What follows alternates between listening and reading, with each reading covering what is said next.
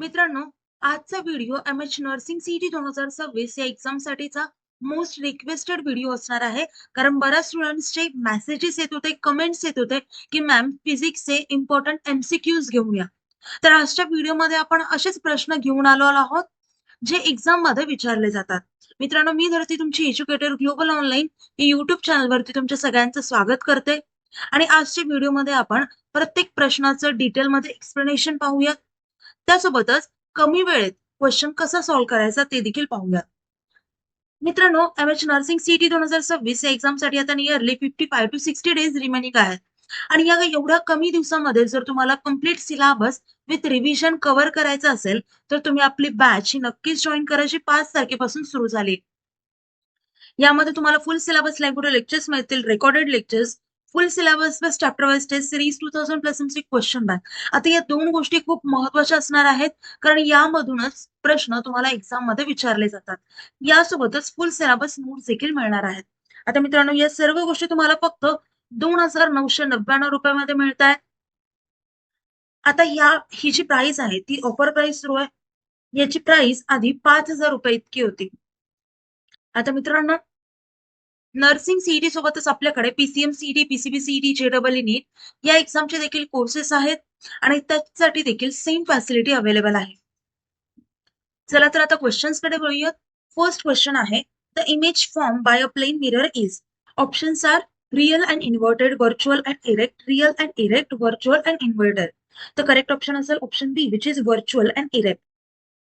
आता जे plain mirror असतात, तर ते स्क्रीनवरती कॉट होत नाहीत आणि ते स्ट्रेट असतात, म्हणजेच इरेक्ट. त्याच्यामुळे इथे करेक्ट ऑप्शन येतो B. Next question, sound can't travel through. Sound कशाद्वारे ट्रॅव्हल होऊ शकत नाही असं विचारलंय. Options are air, water, steel and vacuum. एक गोष्ट लक्षात ठेवा, साऊंडला ट्रॅव्हल करण्यासाठी कुठलं तरी मीडियम हवं असतं. आता व्हॅक्यूम मध्ये जर तुम्ही बघितलात, तर व्हॅक्यूम मध्ये कुठल्याही प्रकारचे पार्टिकल्स नसतात, म्हणजे मीडियम नाहीये. त्यामुळे व्हॅक्यूम मध्ये साऊंड ट्रॅव्हल करू शकत नाही. So correct option is D. आता याच्यासाठी साऊंडला ट्रॅव्हल करण्यासाठी एअर, वॉटर किंवा सॉलिड लागतं. कळतंय? Next question, the unit of frequency is. Options are hertz, joule, watt, decibel. तर इथे करेक्ट ऑप्शन असेल option A, which is hertz.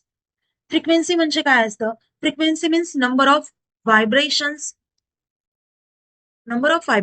Per second. This is the formula of frequency. आणि याचं unit काय असतं तर हर्ट्स, आणि याला HZ ने देखील डिनोट केलं जातं. जूल कशाचं युनिट आहे तर एनर्जी. वॅट कशाचं आहे?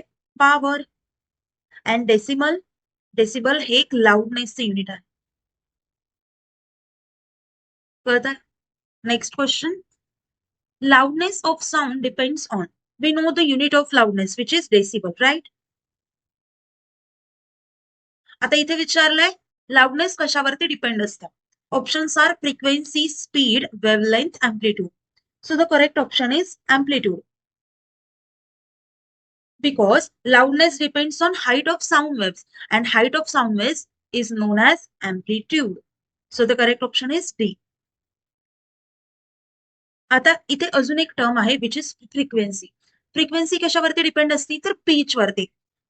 Peach and height of sound waves both are different. कळतंय? पीच आणि लाऊडनेस या दोन्ही पण वेगवेगळ्या गोष्टी आहेत. जर तुम्हाला एक्झाम मध्ये विचारलं frequency of sound depends on, so the answer is pitch. Next question, which radiation is used for sterilizing medical equipment?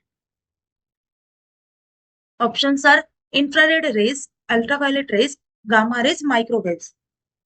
आता गामा रेस एक्झॅक्टली काय करतात तर बॅक्टेरियाला, जर्म्सला किल करायचं काम करतात, जे स्टेरिलायझेशन मध्ये यूज केलं जातं.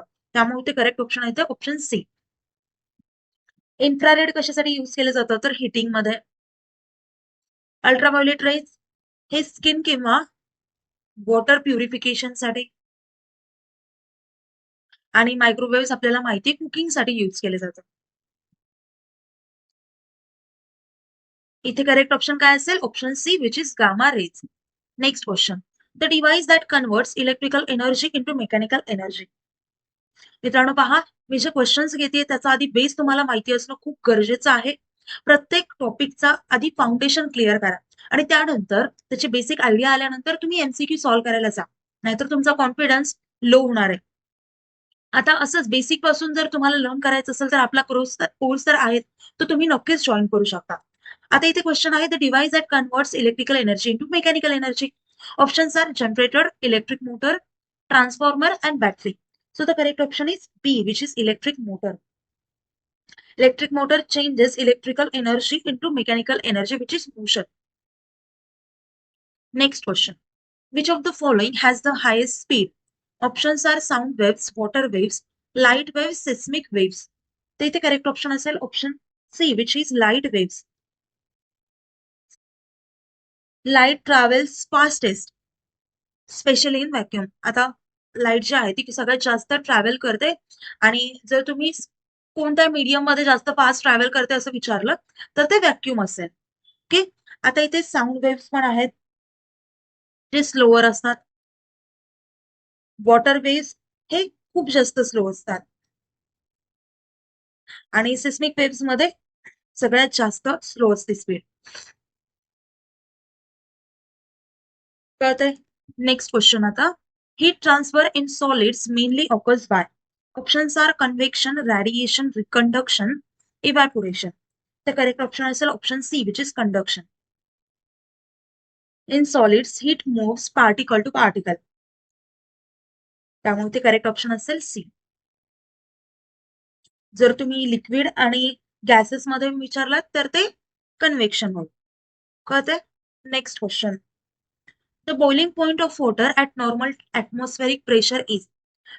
नॉर्मल प्रेशरला वॉटर हे 100 डिग्री सेल्सिअसला बॉईल व्हायला स्टार्ट होतं आणि जिथे वॉटर बॉईल व्हायला स्टार्ट होतं तोच असतो boiling point. So the correct option is 100 degree Celsius. 0 degree Celsius काय असतो तर फ्रीजिंग पॉइंट. कळतंय?